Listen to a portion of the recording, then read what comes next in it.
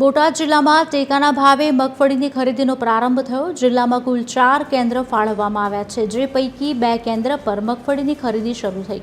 જિલ્લાના ગઢડા તેમજ પાળિયાદ સબયાર્ડ ખાતે ટેકાના ભાવે મગફળીની ખરીદી શરૂ કરાઈ। જિલ્લામાં કુલ 9000 કરતાં વધુ ખેડૂતોએ રજીસ્ટ્રેશન કરાવ્યું છે। ખરીદી કેન્દ્ર દ્વારા રોજ 100 ખેડૂતોને મેસેજ કરીને બોલાવવામાં આવશે।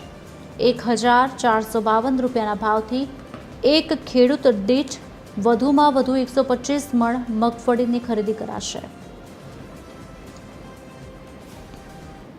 જે રાજ્ય સરકાર દ્વારા ખેડૂતોની મગફળી ટેકાના ભાવેથી ખરીદી કરવાની આજે 9 તારીખથી સમગ્ર રાજ્યમાં અને બોટાદમાં પણ શરૂ થઈ છે।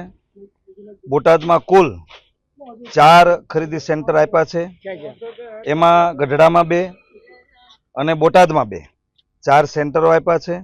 સિંગના ટેકાના ભાવે યાર્ડમાં શરૂ થયું એટલે હું સિંગ લઈને આવ્યો છું અને સરકાર 1452 રૂપિયે ખરીદી કરે છે।